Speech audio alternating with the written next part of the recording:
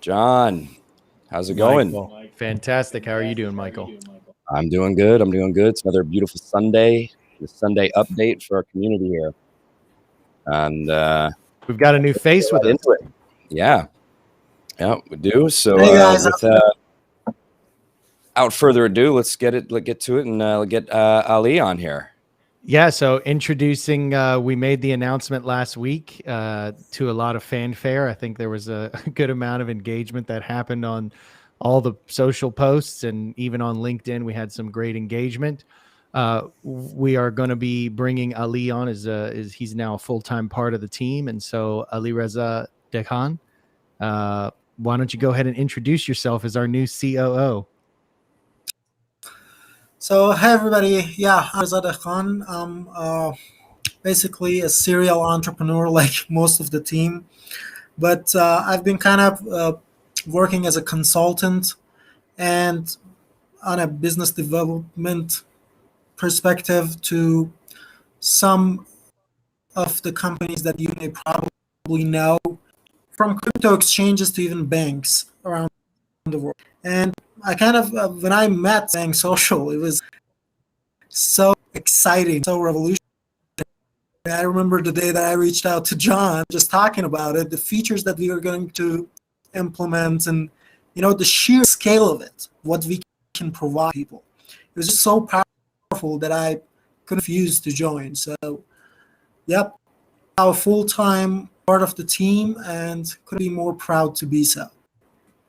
Yeah, and I think when we say full time, we don't just mean 9 to 5. Or we are literally talking till midnight and starting at 5 a.m. So we're literally talking 19, 20-hour days, pretty much 7 days a week. So when the team says full time, especially the core group of guys, we are literally working a full time for this thing. And so, yeah, just to kind of build upon what Ali said, when we initially started talking and I found out more about, I was just listening initially to who he was, where he had been, what he had done.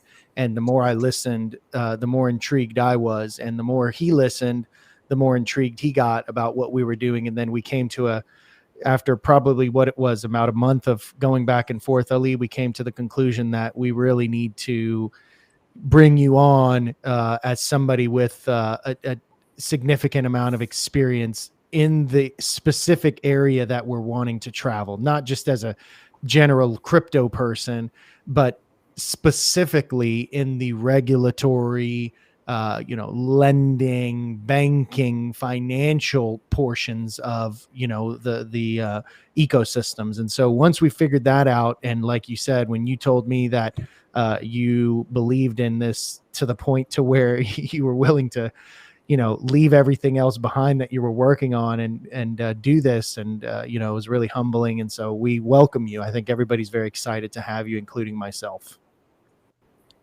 Yeah, let's get on with it. To be here. Let's get on with it. We're psyched. We're excited. So let's get on to the exciting parts of this. So next thing was the contract. No, the DAO. So let's talk about the DAO real quick. Yeah, that's all right. It's part of the contract update, right? Yep. So we had our BIP 0001, our bank social improvement proposal 0001, the first one. And it went off great. We had there was a request for your preference of 10 billion or 100 billion total supply. Very short time. We had to get it done very, very quickly. And the community came through. I think we had close to 80 in a very short time votes, and 10 billion is what the community voted on as far as the DAO is concerned. Now, there were a couple questions about will BSC be able to vote and ERC be able to vote? There is an eventual migration that will happen that will take into consideration both chains. For now, the BSC side has to match the ERC side. So for this specific BIP, when we launch the BSC, the new BSC token, it will match and mirror the ERC token. Additionally, roughly 70%, 80%, 75% of the token holders on the ERC side are also token holders on the BSC side. So our vote is really representative. When we do the ERC side, it's really representative of the entire community, because we are doing a 51% means a win. So that's really what it would take to push something out there that gets a vote. There were some questions also just specifically on the DAO of, a future area to talk through potential proposals. And that's something that we've been looking at and will have a solution for in the future. But again, the DAO, we want to remind you guys that the DAO is only for certain aspects, and getting the thoughts of the community on certain aspects, because we will be regulatory, we will be adhering to regulatory compliance. There are definitely, vast portions of the ecosystem that the technology built just has to be regulatory compliant. And so there won't be voting and community decisions on, a lot of the technology that's built. But occasionally, as we have done here, putting it out for community thoughts is something that the DAO will continue to function as and operate as. Further, let's get into the what everybody's probably here for, which is the contract improvement. So I'll talk through it really quickly, and then I'll turn it over to Ali to brief us a little bit more on some of the reasoning why. But some of the benefits or improvements that are coming out of this are, we've upgraded the contract to no longer use a much older version of the Solidity EVM, the Ethereum virtual machine, which is the what essentially the Solidity contract runs in or on. We're on the latest version now. So the newest contract will be running on 8.7. That'll get us some increased or rather decreased gas fees, and increase in efficiency. 300 less lines of code. We're almost talking about 25% decrease in the size of the contract, which will also result in result in less gas. And really, we lost zero functionality and we only added functionality. So the initial token was a fork, as most of you know. The initial token was a fork. We made changes to it. We made some significant improvements to it as far as gas costs were concerned. And we got, with our first round, we got a very, very good contract out of it. This next one, we've improved significantly all the things that I've just said, and we've added features. So 10 billion supplies, one of the first things. We made it configurable so that only sells get taxed. We can turn both on to where both buys and sells get taxed, but we had a lot of people who were really confused. And I think one of ours is going to be one of the first contracts that will allow us to only tax sells. So this is a big improvement, because now the onboarding of users is going to be a lot easier. The tokenomics will remain unchanged. So we still have the 3% and the 4%. And then we're splitting off the liquidity pool from the lending pool. So those will be diverged. They'll no longer be mixed together. And that in itself provides for a tremendous amount of benefit and security.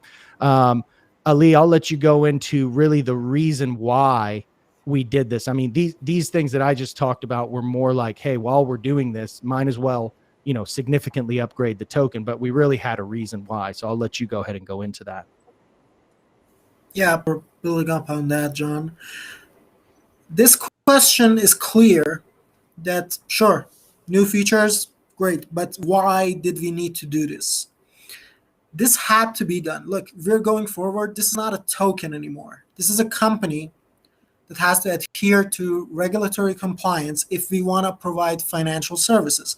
That's where we are going. This upgrade was because we are moving forward.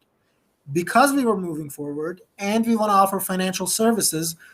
I don't want to mention all of them. I mean, lending is clear.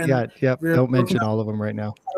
Yeah, we're working on other things as well, kind of like the financial infrastructure to be able to provide them. And to be able to do that, we have to have certain features within the contract to be able to get the regulatory approval. These regulations differ by Australia that we've worked with before was and the Australian Securities and Investment Commission. In the UK's FCA, and we're exploring different kind of jurisdictions. And we don't want to again come up with the jurisdictions, but you're gonna hear some exciting news about that soon as well. But yeah, this had to happen. It will happen to BSC. Sorry we couldn't announce it. We can't announce when it's going to happen with the BSC side as well. Again, just because of the regular compliance, but it's going to happen. And this is a move forward. This is a positive thing that is happening for the token. We are getting regulatory compliant. And when we do that, we can start offering financial services. So that was the base reason why this had to happen. We thought, now it's happening. Why not add more features? Why not decrease the supply? And that's basically the reason it had to happen. Yep, exactly. And like Ali was saying, the moves that are being made soon. And so we really had to put this at the forefront, because again, if the token isn't behaving in a compliant manner, then there's really challenges going forward with how fast we can move forward and the additional measures that have to be taken down the road. We would prefer to get those out of the way, do what we need to do now, and not have any side roads that need to be traveled as we're heading down the main path with all these regulatory compliance milestones that are going to be in front of us. And so this is I like to say that I'm excited a lot, but this is a very exciting time for us, because it does put us into the position of being able to move at faster and faster and faster paces, towards these milestones as we hit them. There are several other features baked into the contract, but, of course, since it's open source, you guys will see that when it comes out. We went through, kind of the ones that community was asking about the most, and things that we implemented based on just the last 3.5 months of working through this. But it's very, very exciting. And then, like Ali said, the BSC upgrade will roll out shortly after the ERC upgrade. One other thing here is that on the ERC side, there were about 2,000 wallets that had less than $7 in them. And so we're not going to just make those people lose out on that funds, but we do think that those funds are better traded on the BSC side. And so what we'll be doing is those 2,000 wallets that have less than it's about $7, $7.50. Those wallets will be airdropped the equivalent amount on the BSC side. So absolutely no funds are compromised at the end of the day. So just wanted to make that comment as well. We've taken that into consideration, and that will be part of this move on the ERC side. Was there anything else that we missed in there, Michael, Ali? No, not really. No, I don't think so. That was the gist of it. Yeah, I think that was pretty much the gist of it. So we'll be doing, for those who have questions, we'll be doing a Twitter Spaces right after this, a short Twitter Spaces, because we do have a lot of activities to wrap up today. What we can say is that we will have an announcement come out as soon as possible regarding the new contract address. And then you'll start, after that, you'll start seeing the tokens drop. So let's talk about real quick the process, I guess, is what we're going to. So the process will be the new contract will come out. We'll announce the new contract on socials as well as in Telegram. Once we have that, we'll start the airdrops. You'll start to notice those should come through fairly quickly after the contract address has come out. I guess, anybody who was around for the BSC, once we started the BSC airdrops, they happened rather quickly. And so now that we have that under our belts, we can move forward a lot faster on this side. We also put out the token list of who's getting what the transfer of down was. So it's basically going to be 1,000 to 1. So 1,000 tokens before would be worth 1 token going forward with the 10 billion supply from the 10 trillion. And then once we have the airdrops done, we'll make an announcement of when the new liquidity pool will be funded on Uniswap, and we'll have a specific day with a countdown, with a timeline. And it'll happen. This will happen very quickly in succession. We have no plans on dragging any of this out. And there should be, as far as we can see right now, no roadblocks or even minor setbacks that would keep us from very quickly moving this along for the next 12 or 24 hours. So just kind of keep those on the lookout for those, and be ready once you see those. So literally the only thing you'll have to do is add the new token contract address into whatever wallet you're using, and everything will show up. As far as what else, maybe take another day or two for it to show up, for the logo to show up, and for the pricing to show up in the wallet. That may take another day or two while all those pieces get coordinated out. But for the most part, everything will remain unchanged. When you log into Uniswap, you'll be able to see the exact token value, token amount, how much is there, everything, and you'll be able to confirm all that. So was there anything I left out, Ali, Michael? Yeah. Look, the only thing that I want to note here is that, remember that we want to do this correctly and fast. We don't want to do it right now at the risk of failure or a glitch or something that would basically make problems in the long run. So that's the reason I'm not sure if it's going to be 12 hours or 24 hours or 48 hours. It's going to happen pretty soon, but it's the sure thing that we're kind of managing is that it's going to happen correctly. Yep. The way we want it. Yep, absolutely. Well said. That's exactly right. So we're going to do it, with eliminate all negative impacts is our main focus, because it is we are migrating a bunch. And then I'll just touch on that really quickly. We've made a couple posts. So we have started to draw down on the liquidity. You may see a couple other transactions occurring from the ERC side. All that liquidity is on a cold storage right now and will be migrated. We'll be migrating portions of that into the new contract once we launch and go into the new Uniswap contract. So if you see that, I know there were some questions last night. By the way, the community has been fantastic. I mean, there's been minimal FUD. It's great to see that the community puts this much trust in us. The whale community has been excellent. The community at large has been excellent. And so, yeah, just know that everything is working as it needs to. We've got to drain down the liquidity on one side and then bring up the liquidity on the other side. And so that's perfectly normal. It's perfectly part of this. Let's get on to some more exciting stuff. So we have been working, and I think Ali, you're working on a draft of another email that's going to come out regarding we've had a bunch of new signups for testing, so we're going to send out another email with a reminder to everybody. Maybe Ali, just go into that really quick about the iOS and Android app real quick. So basically, we have the Android application ready. The Android application also includes a wallet and so many features at the moment, the initial release. We have it ready, and we're kind of testing it with people who have to test it.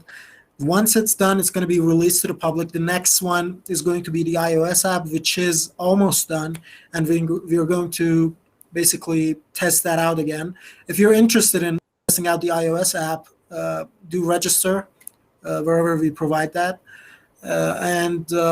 So we can get it into your hands. Let's get all the bugs out and release the final great version out there. Simultaneously, I wanted to note that even, I don't want to name any names, but even the famous ones don't have an application right now.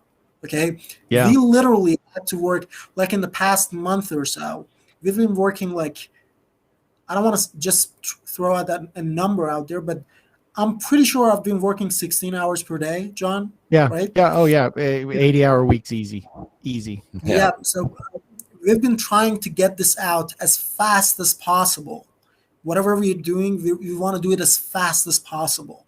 And safe, and right? Best. Yes. Safe, exactly. Yep. So that's hence the testing. Otherwise, we'll just release it. So yeah, possible, as safe as possible, and features that you can't even imagine right now. So stay tuned for that. Check the news. The news is going to come out. You'll hear it in publications that you probably know and trust. So great things happening here. Just stay tuned and wait for it. Yeah, absolutely. And so you will be seeing an email. We'll have an email coming out. It's going to be outlining for the iOS testers. You'll need to, it's a little bit different than the Android side. You'll need to download Test Flight on iOS, and Test Flight will be your, key to getting your invitation for the iOS app download. So we'll be sending out an email sometime soon, very, very soon. Again, reminding the new signups where they can get their hands on the Android test app, and then any iOS people, what they need to do to prep for the iOS app to come out through Test Kit or Test Flight. Yeah, great. So very excited on the app front because, again, like Ali was saying, we've been working so hard on it, and we've gotten it to the point to where not only is it where we feel like even what's coming back from the community as far as testing has been extremely positive. We have seen zero massive bugs. I think most of the bugs that we're seeing are interface tweaks that need to happen. There were maybe a few spelling things that need to happen, but we've literally had nobody come with a massive bug and say there's this massive issue happening. So, and I think that just speaks to, is a testament to how hard we've been working to ensure not only a speedy, the fastest delivery we can possibly bring to the community, but in a manner that provides the ultimate and most security and safest product that we can launch, especially given that this application deals with your crypto. So we're extremely excited. It's going very, very well. And with that, let's jump over to the website. So Ali, you and I, we've been spending, this week kind of, we put a little bit more time into the token, but for the last week and a half, 2 weeks, we've been really honing in on the exact message and feature set really for the future of Bank Social. And I don't think they understand where we are now and what our aim and vision and goal is to be in the future. And we're not going to announce it here on this chat, but the website, the reason why that's just taken, not only is the website just light years ahead of where the vast majority of other cryptos are, it's light years ahead of where maybe a lot of other businesses are. And so with that, we want to utilize this new website as a launch pad, not only for the vision, but for the future of Bank Social and its capability, based set of operations that it intends to provide. Yeah, I think the website will speak for itself. It doesn't need any kind of introduction. It doesn't need any kind of, advocating for it. People can see that once it's released.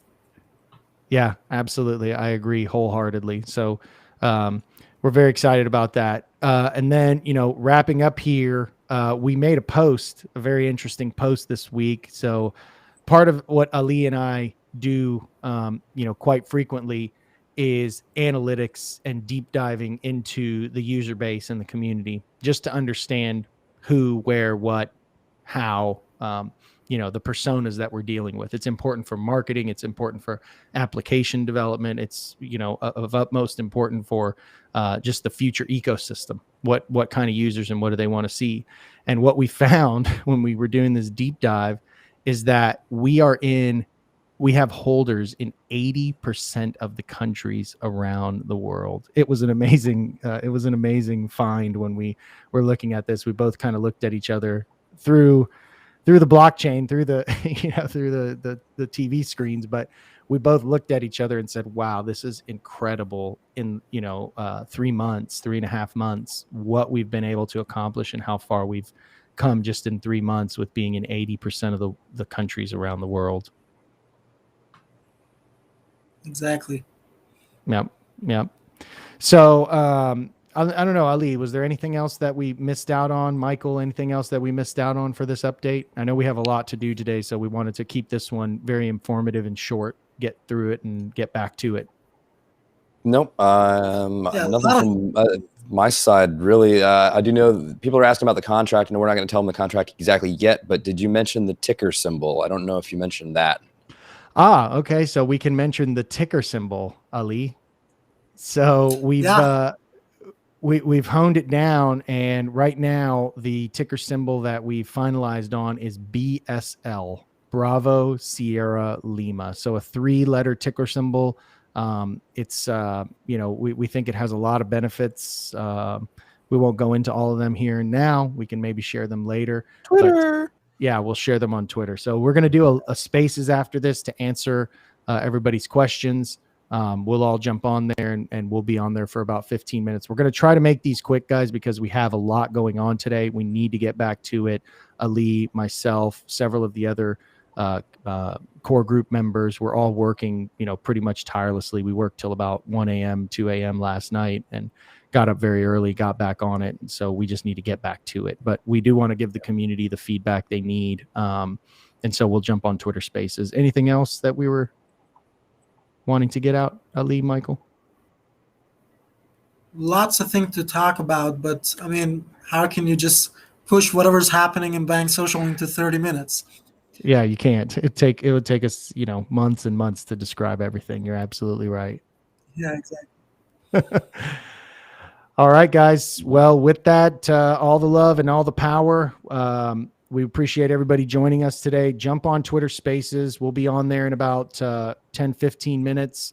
And then we'll spend about 10, 15 minutes going through anybody's questions on the Twitter Spaces. Anything else, guys? You guys want to sign off?